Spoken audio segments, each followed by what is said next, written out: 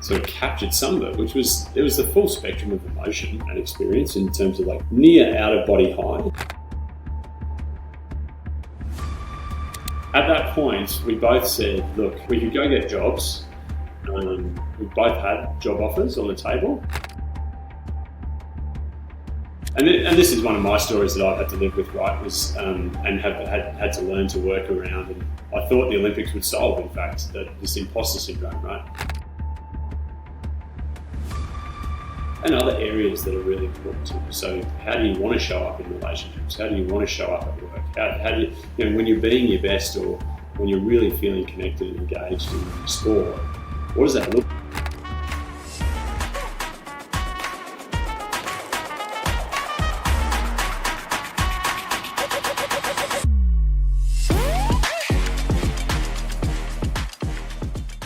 And thanks for tuning in today. This week's episode is brought to you in conjunction with Upskilled and their mini MBA. If you want to get the skills and knowledge to help move you forward without all of the big expense, then this mini MBA with Upskilled is the right way to go. Follow the link in the show notes and you can get $500 off. Yeah, so, well, at least what intention did you have in terms of doing the degree? Were you thinking, well, this is the career I want to go in? I know you talk about business, but it's, what idea did you have when you were doing the degree? It was a welcome distraction, but was there a purpose behind it? Yeah, look, the purpose was, that commercialization of biotech was where I was really interested in. So yeah, it always felt. Did you know what that would look like at the time, or was it just, man, I'm just studying, this is cool? Yeah, no idea actually. I had an idea of some people who I knew in business, and some water polo parents who I sort of could identify as people in business or what have you. At the same time, actually, University of Queensland were building what was to become a biotech hub, commercialization hub. So they have an immense facility out there, specifically dedicated to biotech and the commercialization of it. So I don't know whether it was just confluence of factors, or it just felt like that's what that was where I was headed, or, in that vague direction. But no, there's nothing like the clarity of the visual that I had for the Olympic sort of aspiration. Yeah. And so look, I think that's fascinating to hear, and not different, to many students. Ask many students, so why are you doing this? I enjoy it. Often is the one, or because I'm good at it, they find some sort of flow. So that makes sense. But it's good then you had that clarity of vision for what you wanted to achieve in water polo, making that 04 Olympics. So, talk me through, summarize for me then that journey to the Olympics and what that experience was like for you. Yeah, I mean, it just felt, well, I mean, interestingly along the way, I again, there's the inevitable ups and downs, right? And the curveballs, for me were non-sport curveballs. So it was, like the divorce of my parents, or, suicide of a friend, or those sorts of things they were the ones that really sort of rocked me in terms of what am I doing, why am I doing it? But also the water polo was a bit of a refuge from that stuff as well, I felt. But I do remember one particular training session in must have been early 2003, early 2002, where I was really fed up and just literally walked out of the pool crying with frustration. And as I was walking away to my car, I was probably 50 metres out of the door of the pool. The same guy, actually, who gave me his shirt in 98, called me and he said, Tobes, he had played professionally in Spain. And he said, Tobes, one of the coaches saw you on the tour. Would you be interested in going to Spain to play? I was like, oh, man. And that was just, that was again, afraid, but it just seemed like a hell yeah, what was going on here in Brisbane, I was just fed up and super frustrated with, and kind of feeling really stuck with. Just felt really monotonous, and I wasn't enjoying it. And that just felt like an opportunity. A couple of the other guys had gone and played in the national team at that point, and I was well and truly in the national team at that point. I thought, oh man, this might just be a ticket to just doing it differently, because we were very much, because we didn't get much game time here in Australia, it was just huge volumes of training. Very, we had sort of 3 months of games outside of the international tours. And I mean, again, as I'm sure you find, Ryan, the games are what you train for, right? But if you've got nothing to train for, it's really hard work. And then I got there, and that just opened my eyes to a whole level of a new approach to training, much smarter approach to training, super focused. The Spanish team were a really good team at the time as well. So absolutely leveled me up in terms of the standard of games and the standard of opposition, and just the enjoyment and the exploration aspect of that was fascinating for me. So I loved it. And I think that really reinvigorated my polo right at a time where I was really questioning it. So again, saved well on 2 occasions, That's really interesting. That so many people that I speak to, and that overseas experience opens up their eyes. Just it's a different perspective. If anything, like, it puts into context where we're coming from, and gives a new type of appreciation, and at times new goals, right? New direction as well. Yeah.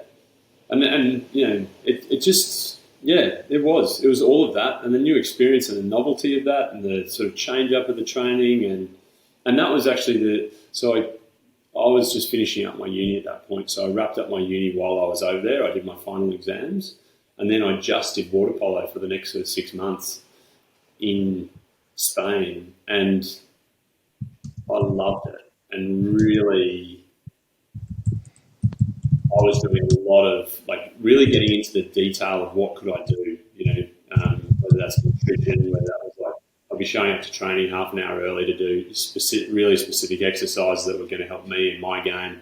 I was staying, holding guys, the goalie back to say, mate, come on, we need to do some more shooting. Let's go, Danny. And I just, it was funny to have gone from AIS, where it was super intense on water polo and a little bit of study, to still really intense on study, really intense on water polo, but still the study going on sort of back in Brisbane, and then to go to Spain and just do water polo and be absolutely dedicated to that. It was another level step up and a quantum shift for me, and absolutely had a huge impact on the quality and calibre of my game. And so it was great. Yeah. And talk to me then about your Olympic experience. Yeah, it was amazing in so many ways, and I actually think it's really taken me, perhaps, I wrote up an article recently sort of sharing, reflections 18 years later, that finally I feel sort of captured some of it, which was, it was the full spectrum of emotion and experience in terms of near out-of-body high for the opening ceremony. I just remember just going, whoa, just mind blown. But at the same time, the day I arrived in the Olympic Village, I thought I had a tummy bug. The day I left, it stopped. And it was a physiological response to stress, right? And at the time, I really let that drive my behaviour. I really changed what I was doing, backed off training, changed what I was eating and drinking, all that kind of stuff. And in hindsight, just missed some key preparation opportunities in terms of expectation of what happens. And I mean, they try, and I guess it's incredibly hard. That's why they call it the circus or what have you. But you can't. There's only so much you can do to train for it. Whereas without having to actually experience it. But yeah, that sort of physiological response to the whole thing, and like real disappointment at times in my own performance throughout the games. The sort of, again, the incredible high of sharing it with my mum and dad and my siblings and some of their partners as well. And some mates came over to watch, and yeah, it was incredible. But absolutely the yin and the yang of the experience. You know, incredible tedium as well. A bit like being on tour. You know, you're sitting in a pretty ordinary room in, you know, crazy hot summer in Athens. You know, unable to go and explore, you know, this incredible city because you need to be able to perform and you don't want to get dehydrated. And yeah, and it's hard when, you know, if things are going well and you're winning games, that's one thing. But, you know, we ended up ninth, which felt like an underperformance, but, you know, maybe it was about par given our results across the previous 4 years. But, yeah, and at the same time as well, in that environment, you step in and you feel invulnerable, you know, you feel like invincible because of the emotionality and physiology behind it. But so does everyone else. And so it's not an advantage and often, more often than not a distraction. There's all of the above, mate. Hi, I want to take this moment to thank Upskilled and their mini MBA for sponsoring this week's session. One of the great things about their mini MBA is it allows you to gain the skills and knowledge to help propel you that little bit further forward. It gets you understanding the vocabulary in the room and also gives you some of those skills to navigate the corporate career, the government career, or indeed stepping into not-for-profit. So big thanks for Upskilled and the mini MBA for sponsoring this week. And hey, check it out. Link in the show notes. You can get $500 off. Yeah, it's fascinating to hear. Always hearing that, you know, achieving that moment. That was something that, you know, you sat on I'll say the shores of Balmain. You can really say that. But on the pier of Balmain, I'll say that instead, watching the fireworks and, you know, a super crystal clear vision of getting yourself to the Olympics and then hearing that spectrum of emotion, you know, so frequently happens, right? So frequently happens once we get there. I mean, I don't know anyone that it doesn't happen to, actually. I've never spoken to an athlete. And, you know, almost regardless of the level, if you take your peak experience in whatever sport and whatever discipline, you know, almost regardless of the level, if you take your peak, it's the mix. You know, there's no such thing as, you know, I don't know, pure performance or you know, anxiety-free outcomes and that kind of stuff. Like, it's just a myth, right? And some stuff that I love banging on about now, but it's and it's so easy to see from or feel as though you can see that from the outside, that there's none of that going on, but it's actually, really almost destructive in a way to view it that way and to assume that the other, you know, someone else has it totally nailed, both for that person and to put that person up on a pedestal, or even for yourself, because that automatically devalues your own experience or your own attempts to, you know, pursue your own outcomes and that sort of stuff, is to see these people as different. And I think it's a really important thing for us all to acknowledge, is that we all have our battles, and, you know, it's just a matter of, am I willing to acknowledge mine? And then hopefully if I am, then I might be more willing to be empathetic to others as well in the process. Yeah, very true. You know, super fascinating in itself. You know, it's a conversation for us to have at another time, I think, on what does it mean to be at your peak and what emotions go through. I think that's a whole series of itself. Yeah. So what I am interested in is you know, being at the peak for that moment, for that time, recognizing that was, you know, 18 whatever years ago. How did you come past that? What was, you know, you knew water polo wasn't going to be something for life, right? You could see that. So I'm interested then in the steps you had to make for the rest of your life coming off that Olympic peak. It's so I got home and I would say I had 2 weeks of contentment. I had a week at home where I went to some of the Olympic parades and catching up with family and friends and what have you. And I actually went to one of the Greek islands immediately afterwards for a few days with my family, with my mum and siblings. And then when I got back, sort of that was really cool to share. What I really felt pressured to just share the highlight reel with people though. It was a really interesting. And there's another thing throughout where I sort of made this mistake from a media standpoint. It nearly got me sent home as well. And I didn't actually admit that until 18 years later, like early last year, to anyone else other than my family. And it was so I don't know, it's just such a tangle, right? But I got home, I had I reckon 2 weeks of contentment, and then I just started looking for what was next. And having done, the business degree, I wanted to start looking around for work, and then ultimately, me and one of my great mates, Adam, and I started a business, and he was doing the job interview thing. He'd just come back. He'd been over in Athens with me. He'd just come back. I'd just come back, and we thought, oh well, we could either go pay someone to study this thing, or we could go have a crack ourselves and just do it. And so we did it that way, and we started building websites, and then websites became email marketing and hosting and social media and content and everything else, and sort of built a digital marketing agency.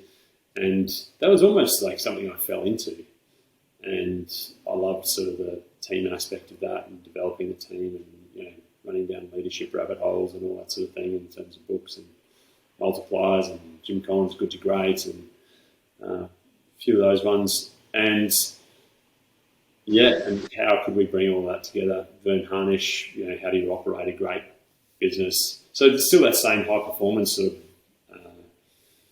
lens through it. Like, how could this be great? And much less focused on my own performance and more focused on, certainly still very focused on how good could I be, but very much focused on how good could this team or organisation be as well.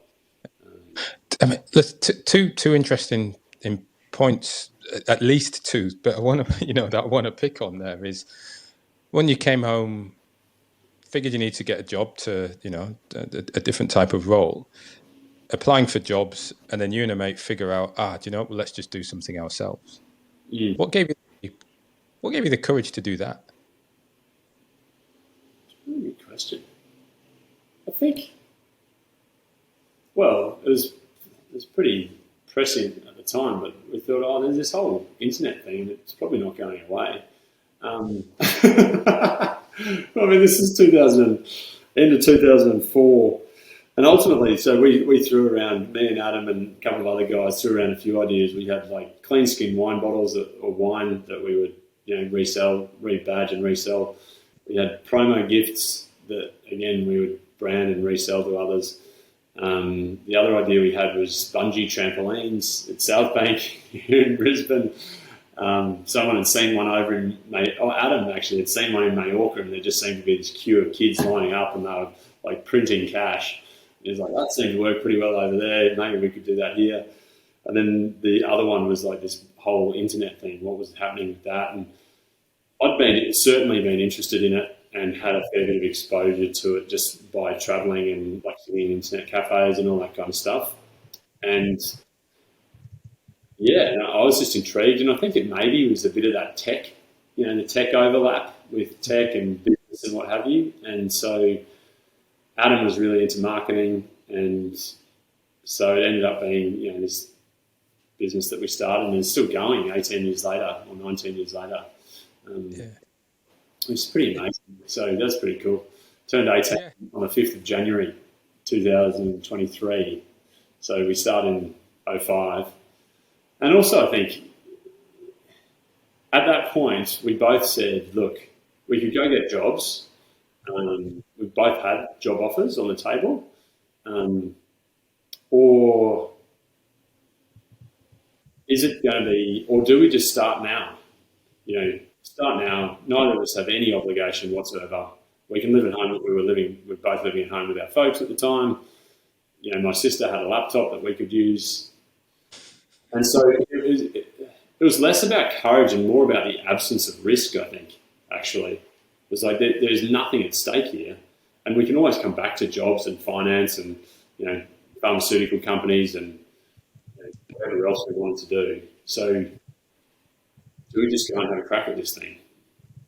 So we did. And so I actually think it was probably less about courage and more about, well, there's probably not going to be a better time to try.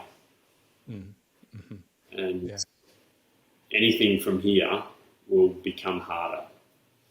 Families, you know, partners, kids, ownership of assets, like owning a car or anything like that. It's all just going to get more expensive from here because neither of us had much at all. So, but the backing and love of our, and support of our parents, so we just had a crack. Yeah, that's great. That's great. Like you say, you had a crack. You went for it. You were a friend, and you just gave it a shot. I think that is brilliant. And one of the things you mentioned was, you know, well, I'll ask it a different way. And, you know, coming from that team sport then and looking at your performance, what did you need to bring with you from water polo into your entrepreneurial experimentation to, you know, what is now an 18-year-old career? What did you bring with you? You know, one of the themes on reflection that I think is almost a superpower of mine, that I would never have called a superpower, but is just asking for help. And I've spoken about this, you know, in a few different forums and stuff. And I think one of the things I really, you know, in hindsight through water polo was I would ask. I knew I could be better than I was. And perhaps this even ties back to that, you know, being surrounded by older guys in those really early sort of stages of my water polo career where you're in an environment in which people with far more experience than me were able to really accelerate my learning. And, you know, I was really lucky to be exposed to some great players, you know, literally some of the best the country's ever produced. And I remember going to a guy called Ray Mayers, and he'd just moved up from Sydney, and this was when I was it might have even been when I'd just come back from the AIS and was really disenchanted with that. And I said to him, mate, I need to get better as a centre forward. You know, he'd played 350 games or something for Australia as a centre forward and a centre back. And I said, you know, can you help me? And again, he said, okay, sure, I'll show up 20 minutes before training and we'll do some specific drills. And so that was one example. The next example was like a few years later, actually it was 2004, just before the Olympics. Everyone was fed up in the club with the coach at the time. I went and, again, the Aussie captain from Sydney had moved up from Sydney to Brisbane for a professional role, and I went and said, Dan, you know, mate, I didn't even really know him particularly well, even though I'd spent some time with him, but I said, mate, would you be willing to coach the team? Like, we've got some really good players, but we just need something different, I think. And he said, oh, mate, look, here's my terms. I know you guys are training your butts off with Academy Sport and stuff. I'll show up to 2 training sessions a week for an hour, and I'll show up for games. I said, okay, cool. And he just brought a new flavour, and I did that a lot. So martial arts is cross-training. I asked for help. I have asked for help a lot, and from people who knew far more about whatever the topic was from me. And I'd say that, like, if I think about the time hack or the sort of the role modelling opportunities that I've had, it's nearly always been, you know, I could spend my life trying to be more productive, or I could just go and learn from someone who knew far more about this than me and just try to put absolutely everything they said into practice as quickly as possible. And I took that into business and almost immediately sort of spoke to some of the water polo parents who were successful in business or who I felt were successful in business, even without much of a benchmark, and just said, hey, can you help? What do we need to learn? And I think that of everything I've ever done, Ryan, probably has been been one of the best things, nearly always, is just like acknowledge that I knew very little or had a lot to learn. Time to go up the learning curve, and the fastest way to do that was to find someone I trusted and admired. So not just what they knew, but how they did it as well has been really important to me.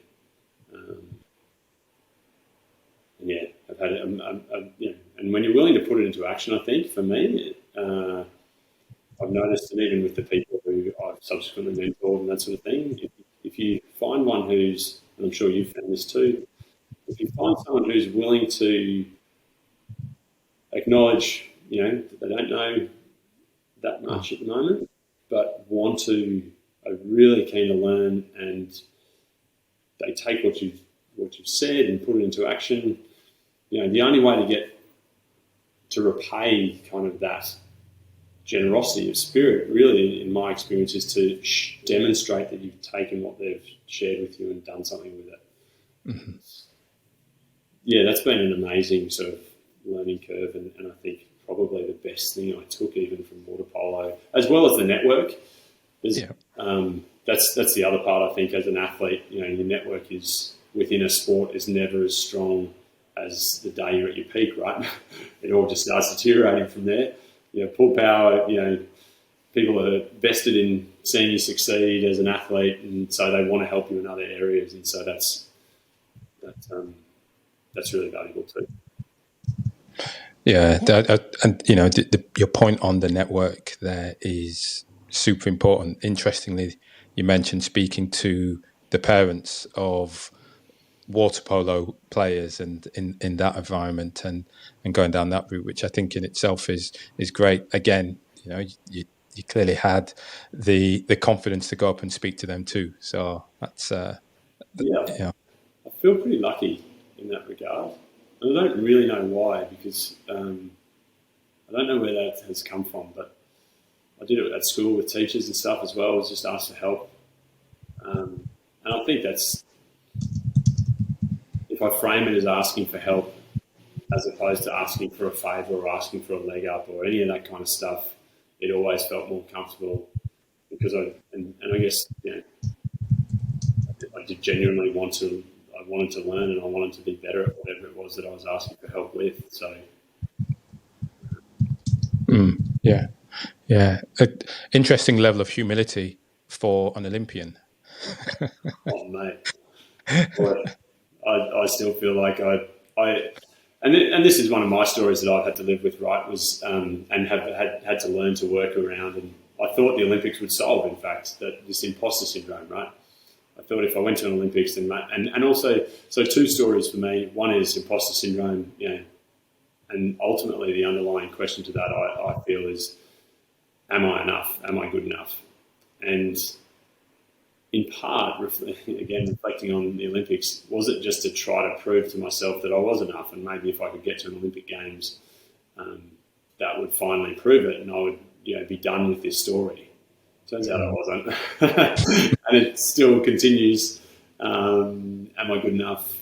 Will I ever be good enough? Has become, and it's just a story that sits with me. And so, and the imposter syndrome shows up regardless of where I am, how many times I've practiced. And the more I have these conversations too with others in performance settings as an executive and leadership coach now, the more you realise that everyone has their story that sits with them, right? Yeah. And I'm sure you find that too in the work you're doing now. Absolutely. I think for many, it kicks off that way. And often it is an energy source or a point of motivation is to prove to someone, be it yourself, be it to others, that you belong, right? And that's often a challenge. Yep.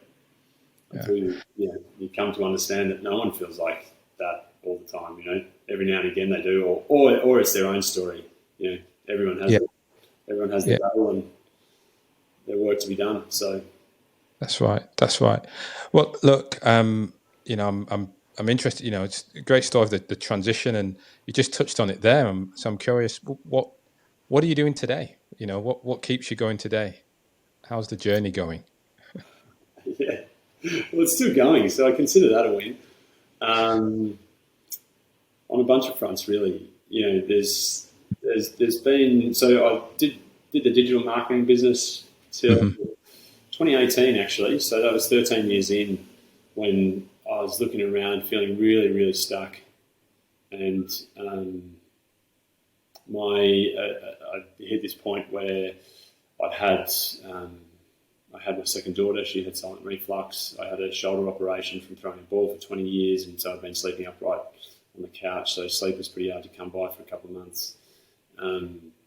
My father-in-law was in hospital with leukemia. My own dad died from a brain tumour, and all of these this perfect storm converged on what am I doing? Why am I doing it? And the recognition actually that because my dad had been 66 when he died, and his dad had been 98, his mum had been 93.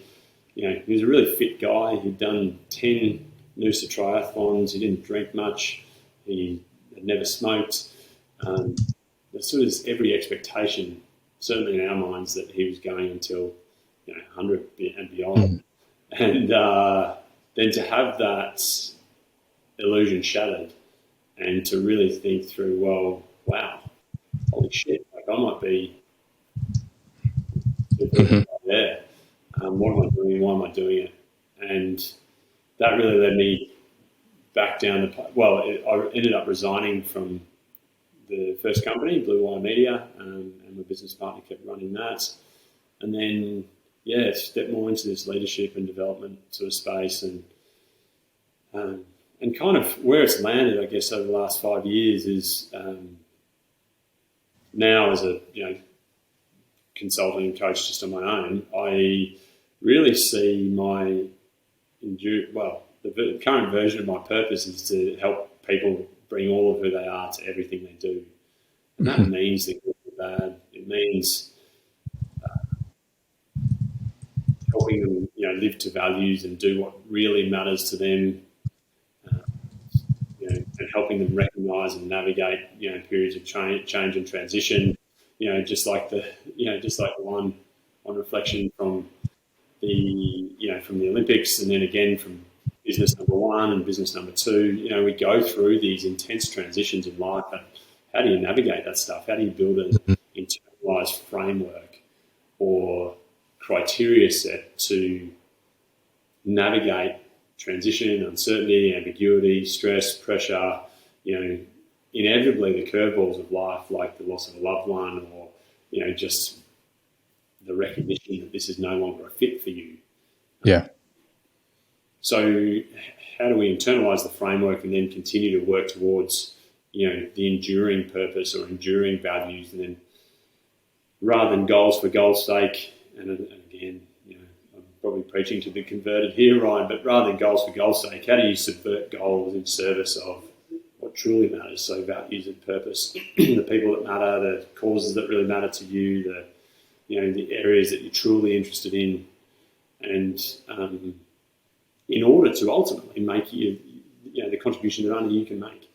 So that's the stuff that really lights me up and gets me out of bed these days. And and it's exposed me to a whole bunch, from athletes and world champions to global execs and elite military and parents and teachers.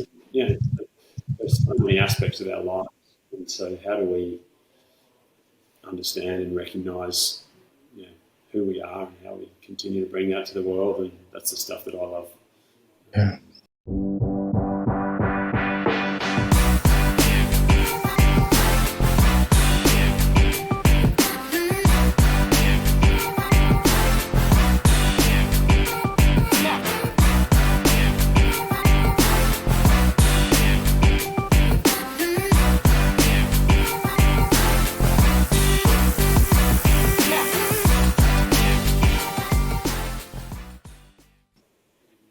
That's great. That really is. Yeah. Thank you.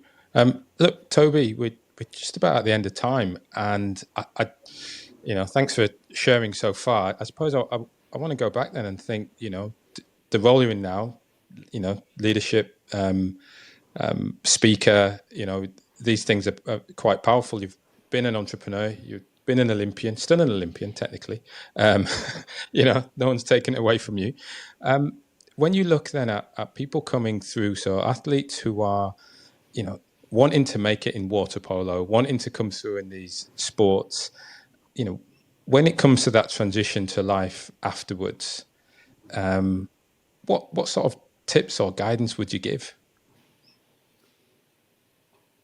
I actually had a really interesting convo with a water polo player just recently who was sort of feeling pretty stuck. And ultimately, where we landed is the opportunity is to look in the mirror, which is often the hardest place to look, I find, and to really assess, or using sport as a lens to assess what truly matters to you, and using that then as a thread to take and other areas that are really important to you. So how do you want to show up in relationships? How do you want to show up at work? How do you, when you're being your best, or when you're really feeling connected and engaged in your sport, what does that look like? What behaviours are you doing? And then how can you tease the threads out of that? And for this particular athlete, they were talking about, fun a lot as we went through this conversation. That was, I said, well, you're engaged, you're about to, get married. Why? Like, why have you chosen this person? What are you going to do? What does work look like? What are the themes? Why do you stay there? And, if you use all of these things that you do or areas of your life as tools for reflection to then say, hey, so often what matters to me in all of these domains, it's sort of core to who I am. And if I can get even just a little degree of clarity around that, then I can continue to behave in that way and reconnect to what matters and why I'm here, and sense of purpose. And if you can crystallize that, and for him, it turned out to be fun was one of his core values. And so I said, well, what does fun look like when you're having fun in water polo, or having fun at work, or having fun in your relationship? Like, what are those things? And nearly always, Ryan, it's the things we have done already in the past that we've somehow lost sight of or become disconnected from. And how do we pull those threads forward and reconnect to that stuff? And so if you can just pause and reflect, or use your sport as a lens through which to reflect on what is it about, a particular situation that I love or that really energizes me, or, why, nearly every athlete starts willing to do this stuff for free, right? So why would you do this for free? Why would you, if you took all money away from it? And why would you just play this game or this sport or what have you? And if you can pull it back to some really basic questions, then you can pull the threads through, and then you can continue to apply that as an ongoing criteria set through transition. So, okay, is this job fun? Does this allow me to be fun, to behave in a fun manner? It's not about just having a word, it's about how it informs behaviour and how you act, which is what matters ultimately. And I think the same applies in performance and well-being settings as well. How can you bring and make conscious choices around what truly matters to you? Because if you can continue to nurture that stuff, then you can use that to say, oh, well, I'll explore here. Turns out this one didn't allow me to be who I wanted to be. So, okay, I'll cut that off and I'll keep exploring until I can find myself a home. Everyone has a home, just a matter of what it looks like for you, I think. And so that's kind of how I think about it in athlete transition or career transition, or stepping up to a new role, or, just coming back from parenting, or, dealing up and down in difficult conversations. Who do you actually want to be in those moments? And if you can articulate even just a draft, and I think that's another thing I've recognised too, is we all get obsessed with sort of the perfection angle of purpose and values, and oh my God, But I really encourage the exercise I most often get that actually you've been through in one of those workshops, right? Is like 30 seconds. What's your purpose? What are your values? Who's important to you?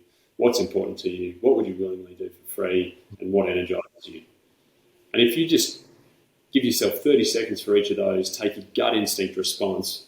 Honestly, you'll be on your way and just started to having a framework that you can then test and refine and change, because it's entirely yours. It's not mine, it's not anyone else's. And if you can articulate your own, your streets ahead. That's right. Thought-provoking, Toby, very much so. And like you say, it was, having done some of those exercises with you definitely gets you thinking differently, sort of activates that different part of your mind. And, certainly worth it. Good nuggets of advice there for those coming through is, looking in the mirror as that first part. And like you say, trying to see what, I guess, where you had fun, or looking back in your past to see, what trends come up in order to understand a value or purpose lens. So it's really interesting. Thanks for sharing that as well, Toby. That's good. No, pleasure. Yeah. Well, look, just to wrap up, I want to say thank you very much for spending your time with me today, sharing your story and giving me some of those highs, the peaks through the Olympics, but really breaking down your transition journey through to where you are today. Thanks for sharing. Thanks, Ryan. Thanks again for having me, mate. It's always a pleasure to have our convos. So really appreciate this. Thank you. That's great. Thanks.